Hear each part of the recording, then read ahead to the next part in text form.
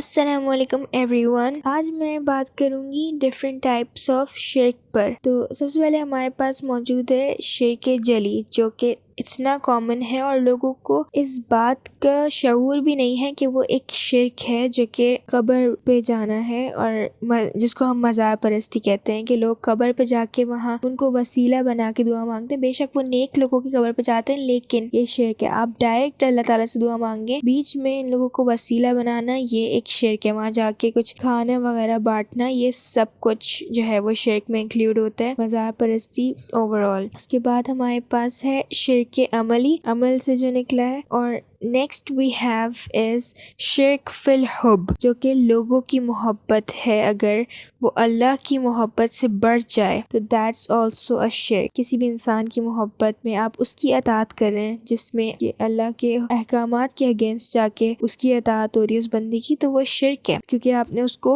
زیادہ بڑا درجہ دے دیا اپنے کریٹر سے. اس کے بعد ہے شرک فی الذات. یہ جو ہے وہ جس طرح کرسچنس کرتے ہیں کہ نعوذ باللہ حضرت عیسیٰ علیہ السلام کو جو ہے تو خدا بنا دیا ان لوگوں نے، اور یا پھر حضرت عزیر علیہ السلام کو جیوز جو ہے وہ اللہ تعالیٰ کا بیٹا کہتے ہیں، نعوذ باللہ. تو یہ چیزیں ہوتی ہیں شرک فی الذات میں آتی ہیں. نیکسٹ وی ہیو از شرک فی التوکل. اچھا، شرک فی التوکل میں کیا آتا ہے؟ اس میں آتا ہے امام ضامن باندھنا، تعویذ گنڈے کرنا، جو اکثر کاری ڈوری باندھ دیتے ہیں نا بچے کے ہاتھ پہ وہ. تو آپ مجھے بتائیں کہ امام ضامن باندھنا یہ کیا چیز ہے؟ مطلب آپ امام کی ضمانت میں جیسے دے رہے ہیں حفاظت کے لیے، لائک واٹ؟ مطلب کیوں؟ آپ صرف اللہ پر توکل کریں. ایک دعا ہے جو ہمارے پاس، جو ہم گھر سے نکلتے ہوئے بھی پڑھتے ہیں کہ بسم اللہ توکلت علی اللہ لا حول ولا قوۃ الا باللہ. تو اس میں اللہ تعالیٰ جو ہے وہ ہماری حفاظت کی ذمہ داری لے لیتے ہیں. تو ہمیں کیا ضرورت ہے ان چیزوں میں پڑھنے کی؟ کیونکہ یہ بھی شرک کی ٹائپ ہے، شرک فی التوکل کی. کیا کسی اور پہ توکل کریں اللہ کے بجائے. اس کے بعد ہمارے پاس ہے شرک فی الافلاس. یہ جو ہے وہ خالصتاً جو ہے وہ ہم نیکی اگر کر رہے ہیں تو وہ اللہ کے لیے نہیں کر رہے، بلکہ ریاکاری کی نیکی ہوتی ہے کہ جو لوگوں کے لیے کی جاتی ہے. نیکی آپ کر رہے ہیں اور لیکن وہ اس نیت سے ہو رہی ہے کہ وہ آپ لوگوں کے لیے کر رہے ہیں، اللہ کے لیے نہیں کر رہے. پھر ایک ہمارے پاس ہے شرک خفی. ٹھیک ہے، یہ ہوتی ہے کہ جو لوگوں کی، یہ بھی اس طرح کی ٹائپ ہے کہ لوگوں کی رضا کے لیے جو ہے وہ نیکی کرنا، اور اس میں آپ کی انٹینشن ہوتی ہے. اچھا، شرک فی الافلاس میں جو ہے وہ ہمارے پاس کیا ہوتی تھی؟ ریاکاری مطلب ہوتا ہے شو آف کے لیے.